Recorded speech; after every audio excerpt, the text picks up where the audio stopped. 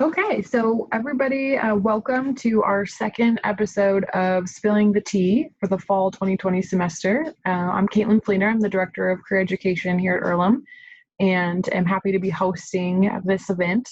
We have our guest alum this week is Hannah White. So she's joining us, and we're going to do an interview with Hannah just to learn about her experience since leaving Earlham, and then open it up to audience Q&A. So just for everyone's reference, these do get posted to our YouTube account after each recording, so you can always go back and follow up if you're interested or share it out with your friends. And then also just do a quick plug for our other services in the Career Ed office.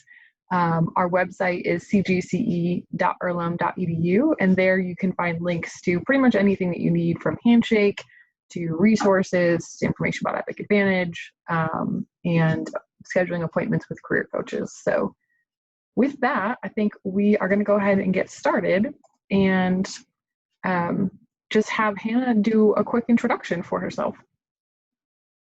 Sure. Well, thanks for having me. I am Hannah White. I'm an Earlham grad, graduated in 2009, which is hard to believe, hard to wrap my mind around. Feels like yesterday. Yeah, so I was a history major, and I currently live in Oak Park, Illinois, which is just outside of Chicago. I live there with my partner, Matthew, and our two young boys. So I've got a 3-year-old and a newborn baby. So it's a wild ride right now, but yeah, I'm glad to be able to join you today. Yeah, and well, we're really excited that you could take some time out. That's got to be a busy home for you. Yes, yeah. Anytime I get to just like shut the door and make the kids somebody else's problem, it's a welcome opportunity. So thank you. Oh, great. Yeah. So first question is, what was your first destination after Earlham? So your first job or grad school, and how did you make that choice? What was involved in that being the first thing that you wanted to do post-graduation? Sure.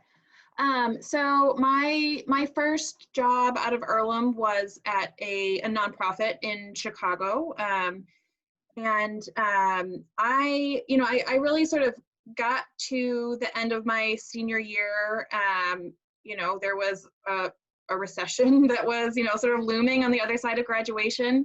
And I didn't have a super clear path or a super clear idea of what I wanted my path to be. I sort of had this general sense that I wanted to go into the nonprofit sector, the sort of idea that I wanted a career that felt meaningful, and I wanted to give back, and I wanted to, sort of apply my skills in that way. So, I put myself out there, did a bunch of, applications for various internships in different cities. And I ended up getting an internship in Chicago over the summer at a nonprofit where, my aunt knew somebody and was able to get me an interview. So I landed there. And Donors Forum was the organization, and it's like a nonprofit association that sort of supports charities and foundations throughout the state of Illinois.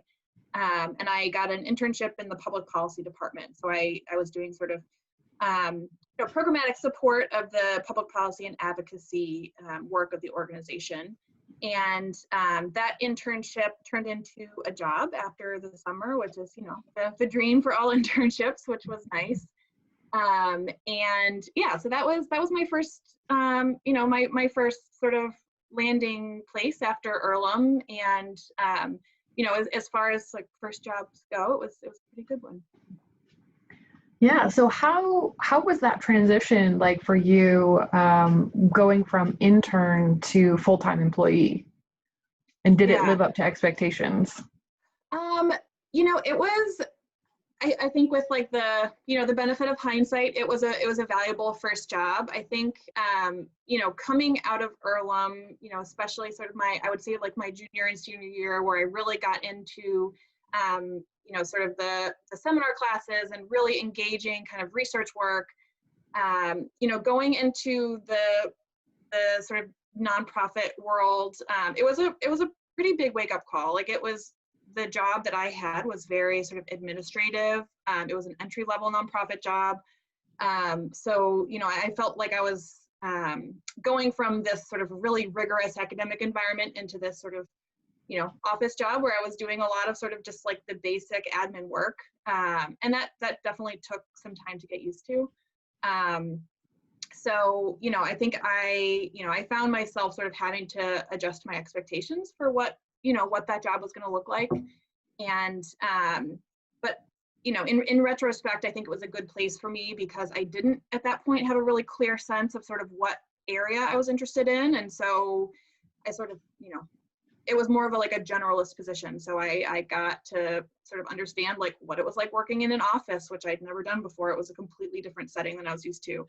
And, a lot of those skills that at the time sort of seemed like, kind of humbling have turned out to be really, really valuable as sort of I've moved on in my career. Yeah. So looking back, and what were some of the biggest takeaways that you had from your time at Donors Forum? Yeah, so several things I'd say. I think, and I don't want to sound negative, like I'm grateful for the opportunity I had there, but I think one of the things that I learned sort of towards the end of my time there was that like it was a useful job in figuring out what I didn't want out of an organization and what I didn't want to do. And I stuck with it. I was there for 2.5 years. So I felt like I sort of gave myself enough time to like learn what I could from my boss and from my peers. But what I realized there was that the work that the organization did, while it was really important, to me, it felt really sort of removed from the impact in the community and the organizations or the people that sort of we were advocating for or supporting through our professional development programming. It felt sort of removed from the end outcome. And I realized I wanted a job that felt a little bit more, that I was closer to the sort of result of the work, I suppose. I also sort of realized in that position, like my job duties from day to day were very similar. Like I sort of had my set job, and I would come in and I would do it, and then I would leave and come back the next day, and it was very similar.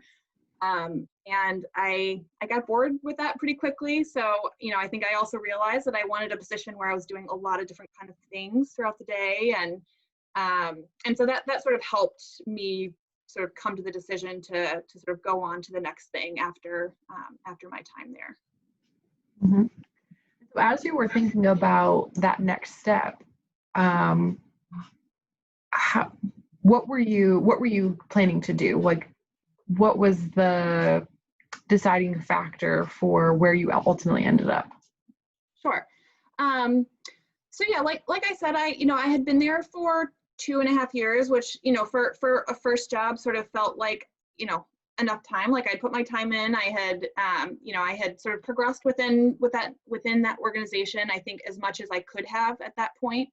And so I got to a point where I knew I wasn't going to be sort of growing within my department or within the organization. And I had sort of ambitions to continue to be doing more advanced work. I also, I think I was feeling like this nonprofit, while it was doing important work, like that wasn't my passion. It wasn't really sort of fulfilling that desire that I had when I was at Earlham to give back in a certain specific way. I still, at that point, didn't have a really clear idea of like what that was. I just knew it wasn't what I was doing. So I actually, from Donors Forum, I went back to Earlham that 2.5 years later. I think it was for homecoming or something. And being back on campus, I was like, oh my gosh, I miss this like academic experience. I miss like, engaging with professors and that kind of thing. And after talking to a couple of Earlham professors and, just like doing some soul searching, I suppose, I made the decision to go back to graduate school at that point, and for history. And so I at that point was thinking maybe I wanted to go the PhD history route. And so I did that, and I did a master's program at the University of Chicago in history. And So that was a total shift. You know, it was going from sort of administrative, you know, sort of programmatic nonprofit work back into academia at U of C, which is like very serious academia. And it was a good experience. Like I enjoyed it. I guess I kind of thrive in that kind of environment. But I got to the end of my master's and, you know, had to make the decision, like, are you going the PhD route or are you going to go try to get a career with a master's in history? And talked to my professors in graduate school and basically got the advice that, like, if you could see yourself being happy doing anything except getting a PhD in history, go try to do that thing, because getting a PhD in history, getting a position with a with a PhD in the humanities or social sciences is a really tough path. And if you can do anything but that, go try that.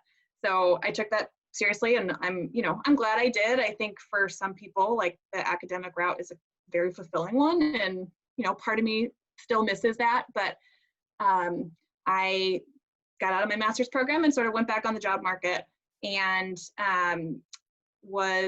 I did a number of like informational interviews. I had stayed in touch with my bosses from my previous job, and did a bunch of those sort of awkward networking coffees with people who I thought didn't want to take the time to talk to me, but turns out they were very friendly.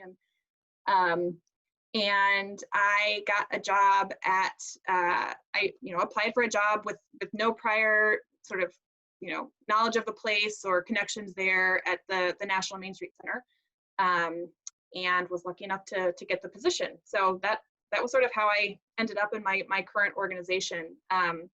Basically, all I knew about the place was that at the time, the National Main Street Center was a program of the National Trust for Historic Preservation. And I was like, well, I'm interested in history, but I don't want to do academic history. So maybe this is sort of a more like applied, community focused sort of iteration of that. And it's I went in not knowing a whole lot about what the organization did. And over the last 7 years, I've learned a whole lot, and it's my professional home for now. Yeah. Well, and that kind of just leads me into my next question. You have been there for 7 years, which by our generation standards is really a very long time. Yeah. So can you tell us a little bit about how your work has evolved over time there, and maybe also a little bit about what has kept you there?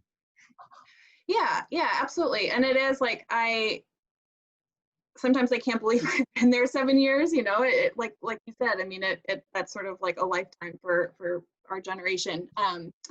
But it's I think some of it is just a matter of like sort of being in the right place at the right time and coming into a really sort of unique circumstance there. So when I started at Main Street, I came in sort of basically at the entry level sort of admin position again. So I started as program assistant.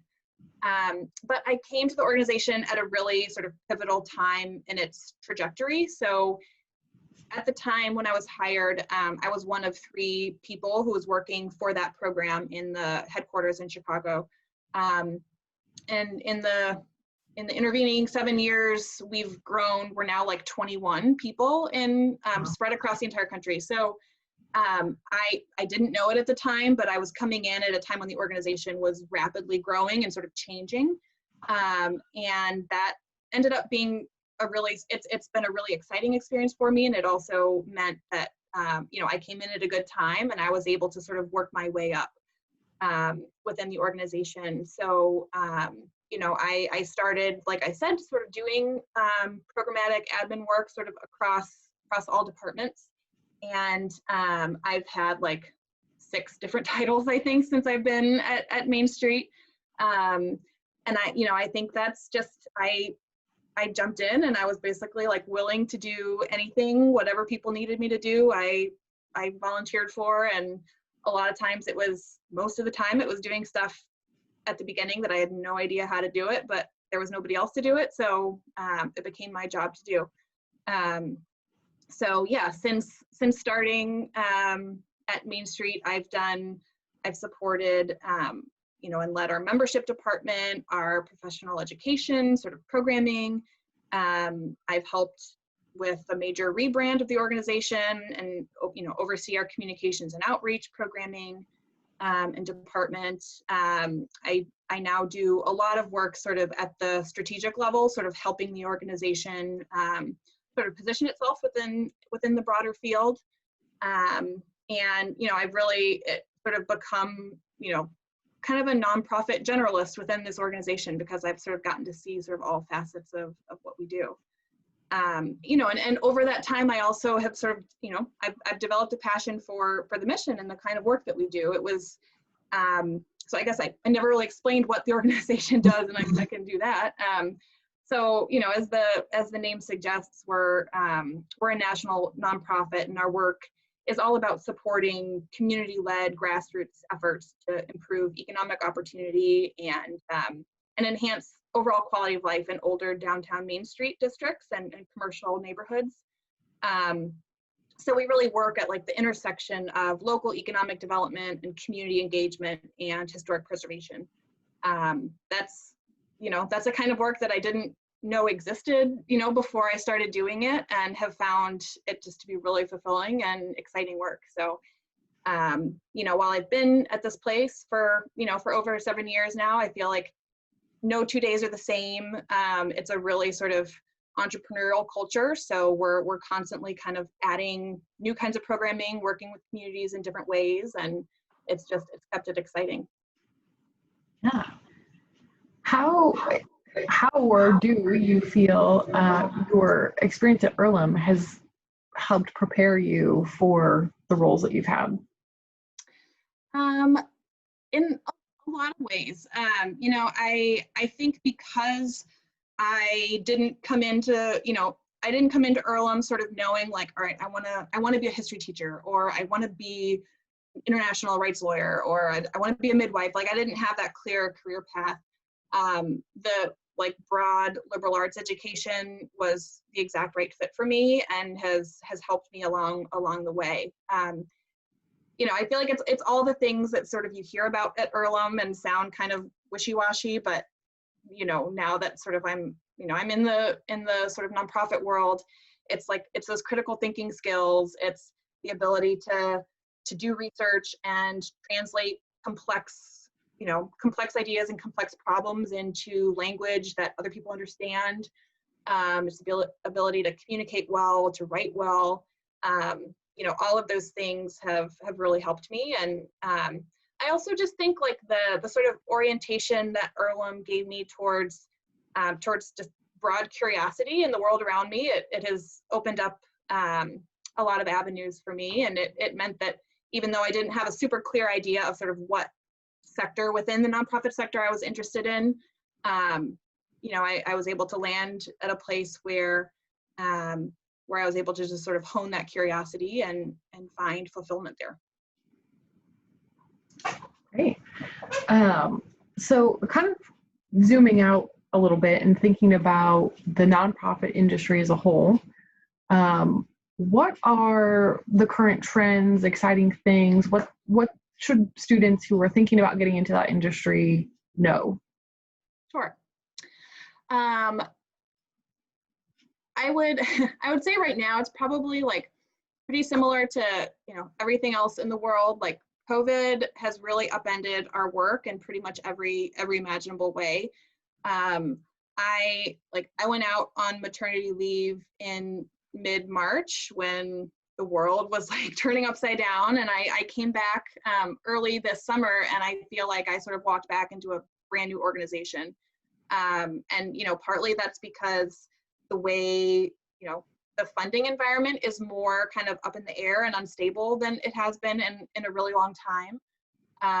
And that that's a little bit scary. Like we don't know what the future is going to look like in terms of our funding, but it also I think it means that nonprofits are having to sort of prove their importance more than ever. And so we've really had to have some serious conversations sort of about like what our strategy is and what our mission is and how we can react to this crisis that's really affecting the people that we serve and all of our partners. And so I think that's gonna sort of no matter what the next couple months look like, that's going to be something that we're dealing with for years. And, I think one of the other just like absolutely pivotal things that I'm seeing everywhere is, a really long overdue reckoning around anti-racism and equity in the nonprofit sector. So, fortunately, our organization has been doing work to address these issues like long before the events of the spring with the killing of George Floyd and the protests. But I think there's been, even though we've done some groundwork, like it has precipitated within my own organization a lot of really hard conversation sort of about what that means for us, and the realization that it needs to move beyond just conversations and really have change the way that we do our work and that we constitute our staff and the way that we engage with our stakeholders and all of that. So I think I work for an organization that sort of has a really long history. We're tied to this organization, the National Trust for Historic Preservation, that's been around for many decades, and there's definitely sort of a contingent of people that we work with or work for that are kind of like old timers and don't necessarily sort of see how anti-racism overlaps or directly impacts what we do. So there's definitely a learning curve there, and it's a culture shift. So that's something that every organization that I know of is dealing with in different ways, and funders are paying attention to that, and really looking to partner with organizations that are leading on that front. Yeah, absolutely. And I know those conversations are happening, like you said, in almost every organization that you can think of, Earlham included. And we've been having a lot of conversations on campus about that as well. So it is important, necessary, and beyond timely, beyond the time to address it. So, as you think about kind of the zeitgeist of your industry and what's happening now, but also the context of what always is going to be part of your industry, what are the critical skills that students need to be developing in order to be successful in the nonprofit sector? That's a good question. I think one of the things that comes to mind first is just like a willingness to be sort of dynamic and adaptable. I think I've been successful, especially in my current position, just because I was willing to take on work that was sort of outside of the bounds of my like very literal job description, and that that I expressed interest in. So I would look around and sort of be able to identify a problem and then go to my boss and say like, hey, I think I can help fix that. Here's my idea. And because we were a small enough organization, there was always just the spirit of like, hey, if you're willing to do that, like, please go ahead and do it. And that, time and again has sort of helped me develop new skill sets and, really helped me advance within this organization. I do want to add a caveat that I think there can be a tendency, especially in nonprofits maybe, where like you're a do-gooder, you care about the mission, you care about the organization, so you just volunteer to take on more and more work. And I think it's important to advocate for compensation for that work. The salaries in the nonprofit sector are not what they are in the private sector. And so I think it's important to get comfortable with recognizing your own value and asking for that. And that was definitely something that like I had to work on for a while. And luckily I had sort of a good reception on the other end. Those have been mostly productive conversations for me. But it was not something that I sort of came out of Earlham being really confident about, asking for a promotion. That like felt really scary for a long time. And I think another thing that sort of I learned sort of slowly over the course of my 20s was just, being okay with feeling like I'm making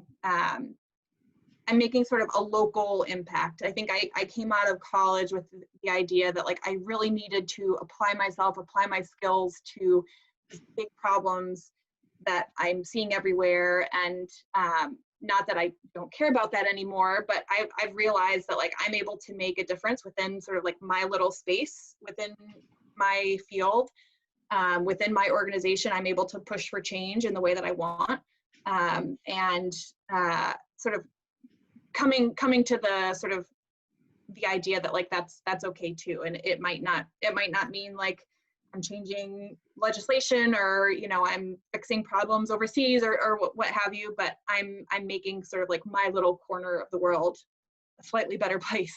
So that's another thing that I definitely had to sort of learn over time. Yeah. Well, at this point, I want to open it up for any audience questions that we have. So if you have a question, you can either throw it in the chat or feel free to unmute yourself and ask. Either way would be fine.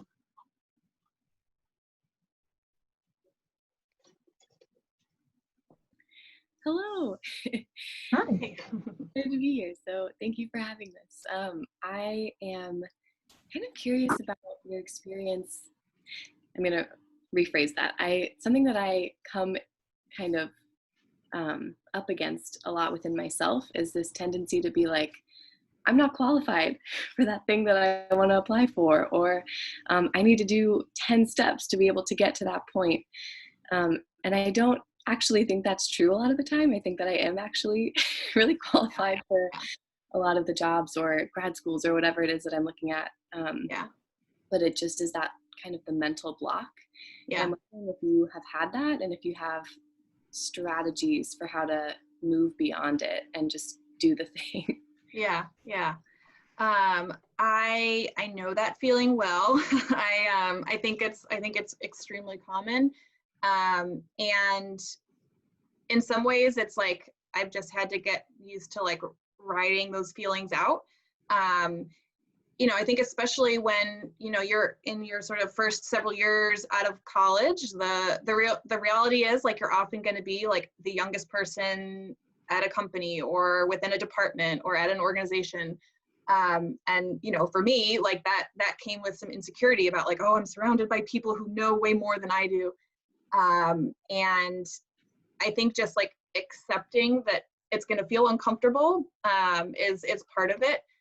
I also think that just like over time, I've come to realize that like, you know, some of the other like older dudes sitting at the table like are older, but they're not smarter. And, you know, it's, you know, they might like come in and like, you know, be acting important and sounding smart, but it's like, you know, you give yourself credit. Like you know, you're there for a reason. You're at the table because you've gotten there yourself. I think another thing that has helped me is really sort of finding personal or professional mentors like in the field that I'm in who have been in that same place. And so, you know, I'm fortunate, like in my current organization, that's really my boss, which is not always the case. But I've been able to have like a lot of very honest conversations with her about like being nervous about taking on more responsibility or, you know, being uncertain about whether the decision that I made was the right one. And just finding somebody that you can, you know, sort of be honest and vulnerable with has been really helpful. So that's another one I'd add. Awesome. Thank you. Yeah. Oh, one more thing I just thought of is just also, I think now that I'm in a position where like I've done a lot of hiring for positions within our organization, and the times I've been able to hire liberal arts grads it always feels great. I think don't discount like the kinds of skills that you're coming out of Earlham. All right, I think you graduated, right? You're alumni. You know, it's what I mentioned before, like the critical thinking skills, the analysis skills, the writing skills, like those are really important and sort of few and far between in terms of, you know, the number of applications that you go through where there's just like misspellings in cover letters and that kind of thing. You know, when I come across like a really well-written cover letter, a thoughtful resume, and I see it's a liberal arts grad, I'm like, oh, all right, bonus. So I think you're already ahead of the pack.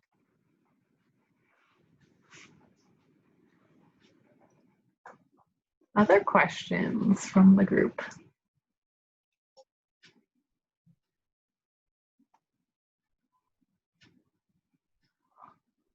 We still, I don't know, Hannah, if you're still comfortable with the silence technique that we use here at Earlham. We're just waiting, just wait some people out. I just realized I'm drinking my Richmond Fifth Street Bagel coffee. Is it still open? It still is open. All right. Good stuff. So that's a tip maybe if you haven't been there yet, or anybody else that's watching and you haven't been there. They do have, it's about the only place to actually get fresh bagels in town anymore. Important thing. It is an important thing.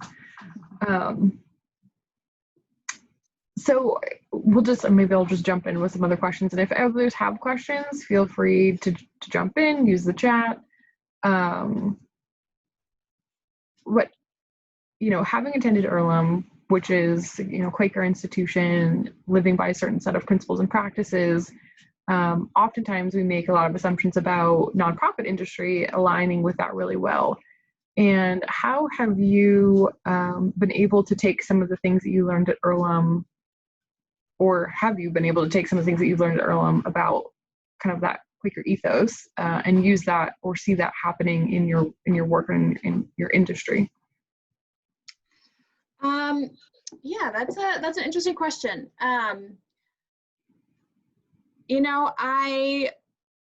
I think maybe I was a little a little naive coming into the nonprofit world, thinking like, oh, it's a nonprofit. Everybody's going to sort of be approaching these issues from, maybe from a similar ethos to the one that I had coming out of college. And I think the reality is that like a lot of nonprofits are like any other place where you're getting people from all different kinds of backgrounds, from all different kinds of perspectives. There's, especially my first job, there was a lot of like office politics that, people, some people seem to thrive on and I didn't. So I think, finding the right culture fit, like I would say the place that I work now definitely has sort of a more of a collaborative approach to work, which is one of the things that I came out of Earlham sort of most committed to, is this idea that like, inevitably like there's going to be some hierarchy that basically like everybody deserves a seat at the table and everybody's input is important. So that's definitely something that I came to realize was really important sort of in the kind of organization that I wanted to work at. And yeah, I think it's just sort of balancing this this sort of pressure that I think most nonprofits probably deal with, because you're running on, you're competing with others for funding, you're working in a really competitive, environment where there's a lot of other organizations that are sort of vying for the same funds or the same kind of work. And, where possible, sort of advocating for that more sort of collaborative, thoughtful approach to work instead of just like grabbing for opportunities sort of willy-nilly. So that's, it's a process. It doesn't always work, but it's definitely something that I, where I can, I try to push for. Do you have any advice for folks on how they can identify what that company culture is when they're still in the interview stages? Yeah, so I think coming into an interview sort of thinking about it as a conversation is one of sort of the first things I'd advise people, especially like when I was doing my first sort of couple sets of interviews, it felt very like, oh my gosh, I've got to put on a good show for people and, be on my best behavior and, answer the questions in the exact right way. And it felt like there was this like extreme power imbalance between like me and the person I've been interviewing. And I think over time, I've sort of come to realize that like, it's, you want to come into an interview sort of knowing what your value is and knowing that like they need you as much as you need them. And so, I think that sort of opens up the opportunity to have more of an honest conversation with with the organization sort of about some of that culture stuff. You know, I think there's a couple sort of like specific things that, you know, that you could ask in terms of an interview, sort of about like, you know, about staff turnover. That's often a good sign of sort of a healthy organizational culture is, you know, staff tenure. If people are leaving after a year pretty frequently, that's, you know, that could be an indication that there's not a really sort of healthy, strong, collaborative staff culture. And then just, you know, just straight up asking about sort of how different teams work together and how sort of the management style functions within an organization. I think if you ask that question and somebody's sort of stilted in their reply or doesn't know how to answer it, it probably means they're not thinking very much about it, which is not a good sign.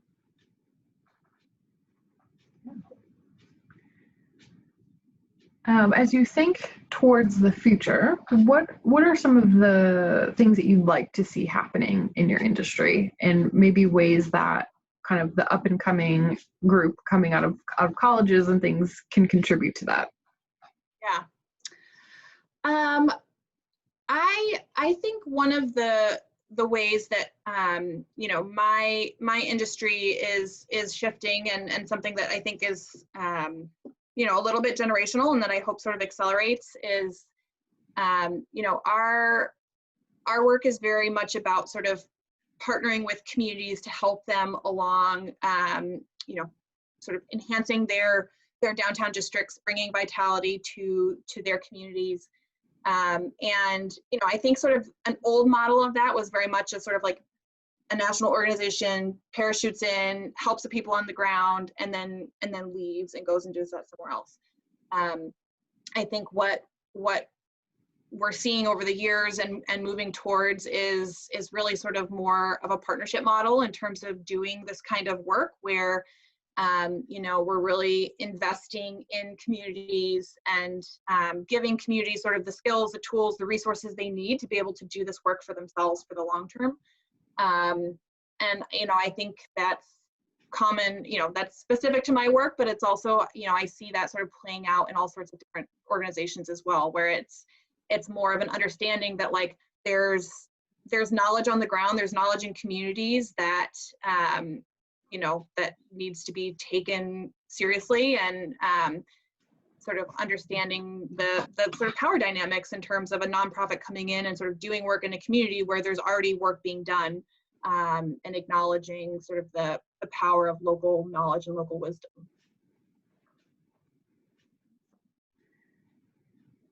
Any other questions from the group? Got a quiet group today. It's Friday afternoon. Well, I guess I would ask, Hannah, is there anything in particular that you'd like to share with this group or with, you know, the people who will watch this later on about career advice, industry advice, words of encouragement? Yeah. I mean, I think I would just say I graduated during a difficult economic time, and, you know, it took me a while to sort of get my feet, you know, get to what felt like a sort of a solid career place.